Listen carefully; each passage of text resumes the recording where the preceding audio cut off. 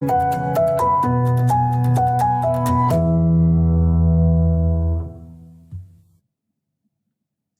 everyone, it's technology expert Burton Kelso with another tech tip to help you get the most out of the technology in your life. Today we're talking about organizing files on your Macintosh computers. It can be a challenge, but it can be done.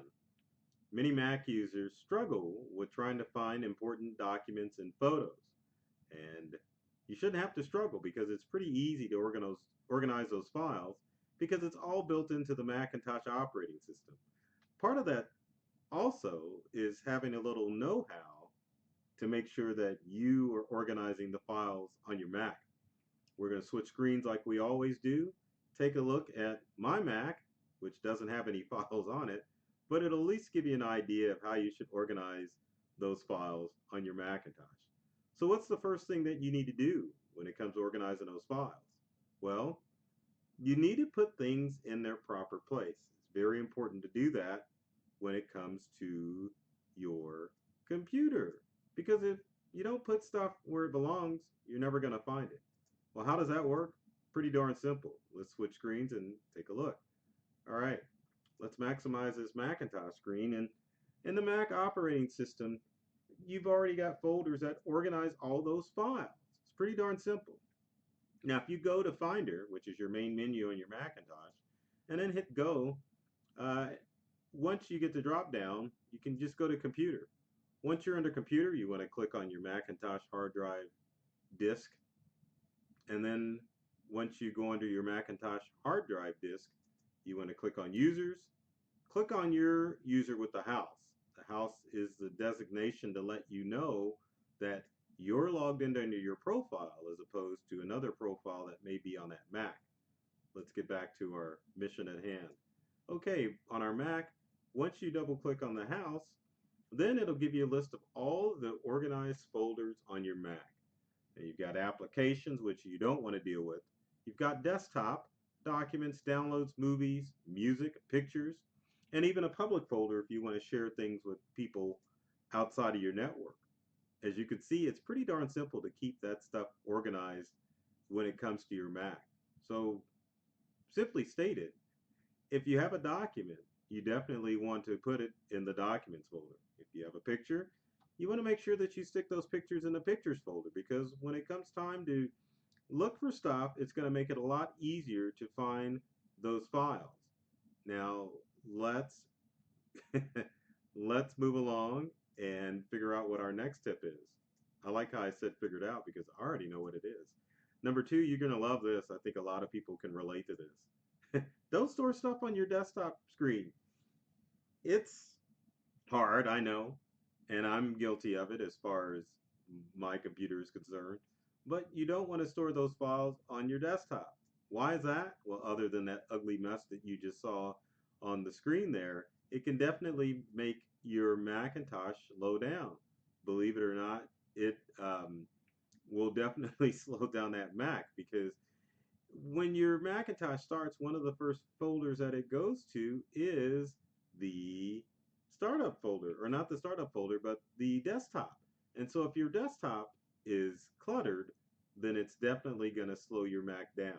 So you really need to take steps when you're saving stuff to your computer not to store it to the desktop.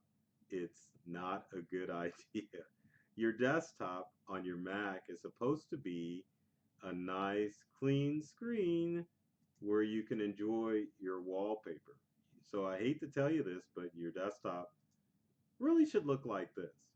Now, if you want and have to store some of your stuff on your desktop, you can create an alias to folders under, say, documents or pictures or anything. So, to give you an example, let's say there's a folder that for my documents that I want to save. I can take that folder and I can make an alias of that folder. And what it'll do is it'll make a duplicate copy of that folder. Well, not a duplicate, but a shortcut to that folder under documents. So if you have aliases sitting on your desktop, you don't want that much clutter. You want to group your folders together, but the alias will take up less space on your computer as opposed to having actual files stored on your desktop, which will cause your computer to slow down. What's our next tip? Well, you want to give files or in folders their proper name. It's very important that you label stuff what it's supposed to be called. Because if you download a bunch of images and you just have a IMG as an image file, it's going to be very impossible to find that file.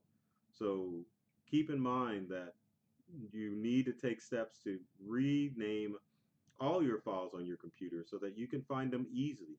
Macintosh makes it so simple with Finder, and we'll switch screens here, that you can just click on the magnifying glass for Finder at the very upper right hand corner and just type in the name of a file under the Spotlight search. If your file's named properly, then Spotlight will find all variations of those files on your computer, and it'll just make life a lot simpler for you when it comes time to look for that important document that you desperately need. And then finally, as far as organization is concerned, it's important to back up your data. I know I keep preaching about this, but backups are very important to do, especially with Time Machine on your Mac, because the good thing about Time Machine on your Mac is that if you've got your files organized, then when it comes time to restore that stuff, and whether it be a new computer or you have to restore from a catastrophe, then utilizing Time Machine to back up that stuff will make sure that your files stay organized, and it'll carry on the tradition of organization from your old computer to the new computer. Because sometimes when we copy files from old computers to the new and we don't use backup, it becomes very hard to make sure that you keep those files organized. So be sure to back up with Time Machine because it will restore the file and keep them organized.